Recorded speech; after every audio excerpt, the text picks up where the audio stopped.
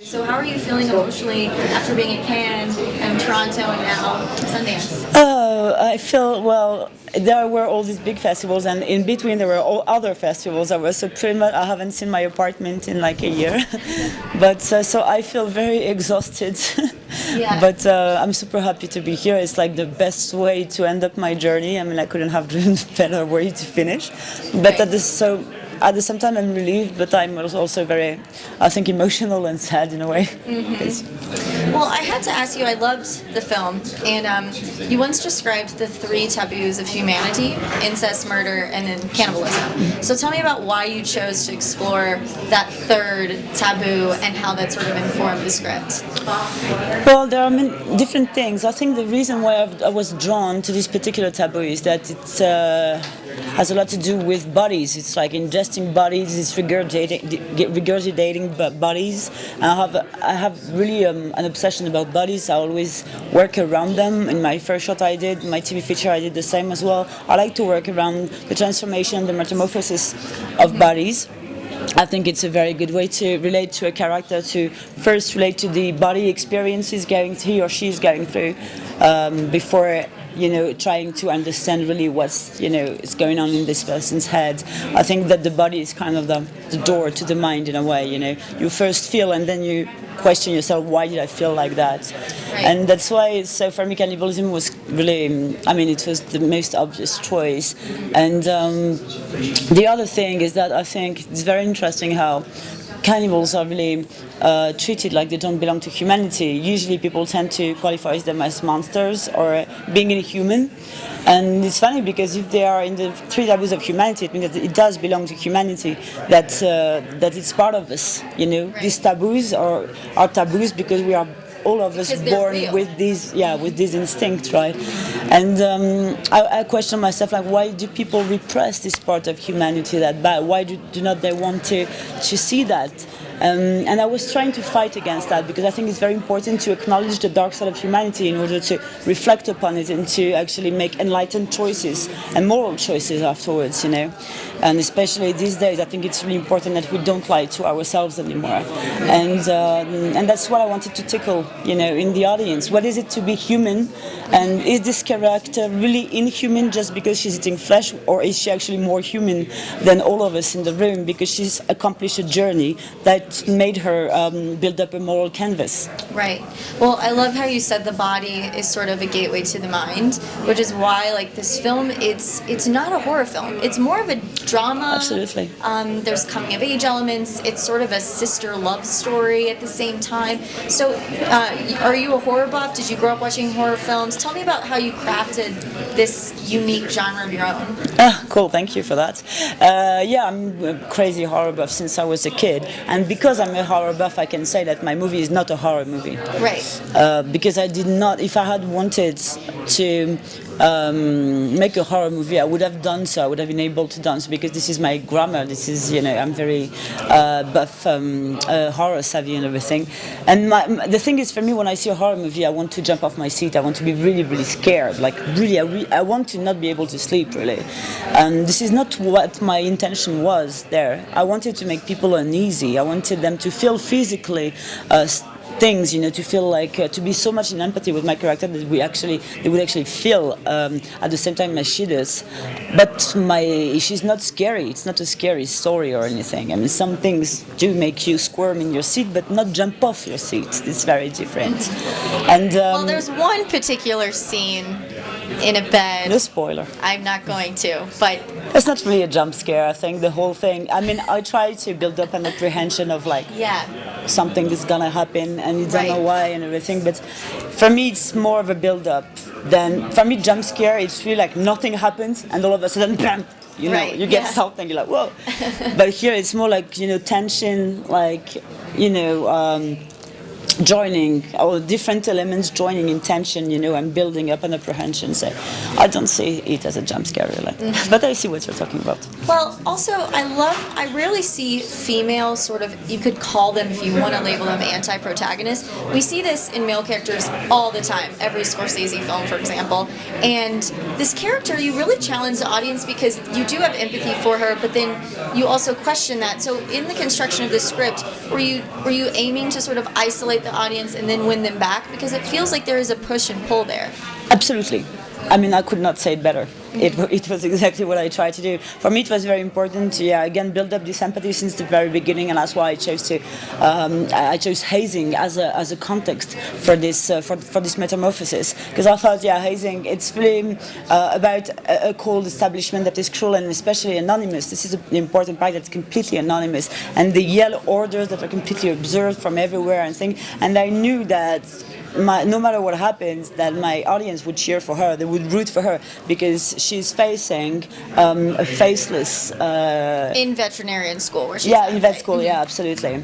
So, so the thing with the back and forth that there is in between, the relationship back and forth between my character and the audience is something that was incredibly long, actually, to build up in the writing. It was always about being very much with her as a kid, and then being scared of what she was going to become as an adult, and understanding at the same time her desires and everything, and sometimes be scared that she would, cross the line and become like the other characters of the movie, and there is, and then, there is this glimpse of humanity because she's my main character and because we have to root for her, and we take her back. So it was really a lot of work to do. But it was wonderful, and I think reading about the film before I saw it, I would never have expected it to be set in a veterinarian school, to have her be a student. So tell me about where you shot and why you decided to depict this story with that particular landscape. Well, the first thing is, my first thought before I even wrote the first draft of the script was to set it in med school, because my parents are doctors. So for me, it's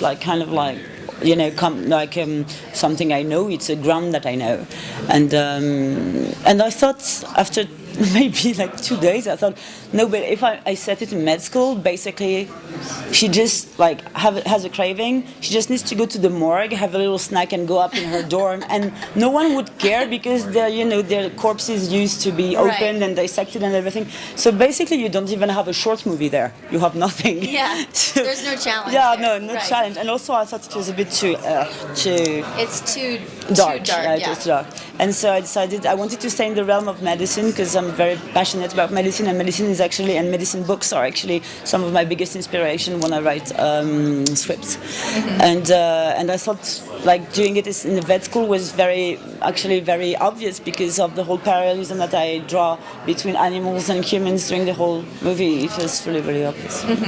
What was the most difficult scene for you to shoot? Because and for you, and maybe for your actors, which makes it difficult for you, because there are some scenes that the sister relationship, the fight on the roof, the scene we will not mention that is wonderful. Tell me about how you accomplished getting through some of those really challenging moments.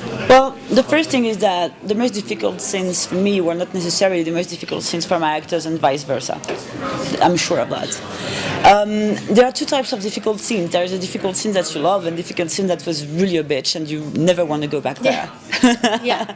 So for this one, the roof was definitely the most painful scene to shoot, because it was at night, it was -10, it was snowing, we were on the 10th floor of a building on the roof, and so already bad conditions, and this thing with the pee. Can you tell us a little bit about, because not everyone's seen the film. They had, how do you call this, a hose? Yeah.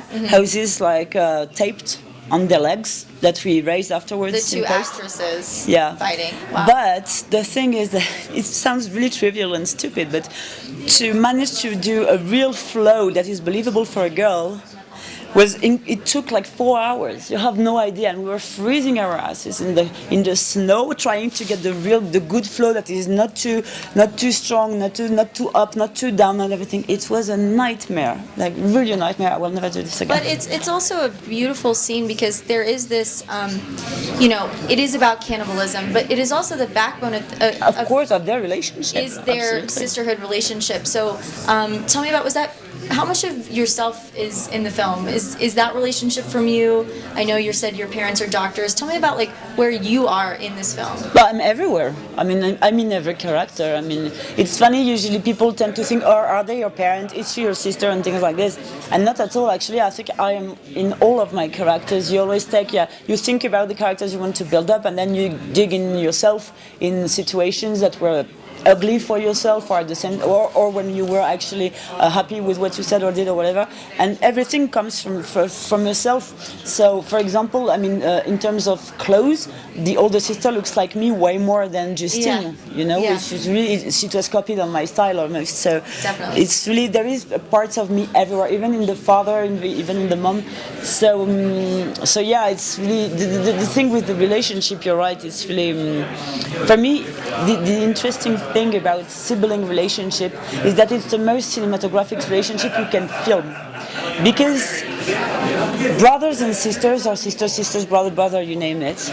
Basically, it happens all the time in life that you love each other, you hate each other, like you really hate each other, and then you love each other again, and it goes back and forth like this the whole life. And everyone understands that. Actually, you don't even need to have a sibling to understand the bond that is between siblings. So for this, it's incredibly cinematographic. Why? Because you can have a scene where they love each other and then they hate each other, and you don't need to put a stupid scene in between to explain how they got from one to the other. Right, true. It's just obvious. Why? Because they're sisters, and that's why I think this bond was incredibly interesting to film, to shoot, with the camera. Well, it's very animalistic too, and speaking of camera and cinema, my last question, I was visually affected by certain images in the film. So is there a scene or an image that sticks with you that you shot? So many. It's really hard. That's so. It's like really. Honestly, it's like asking me to choose between my children. It's really. Well, the whole film is very cinematic, so I guess that's a good thing. But thank you so much.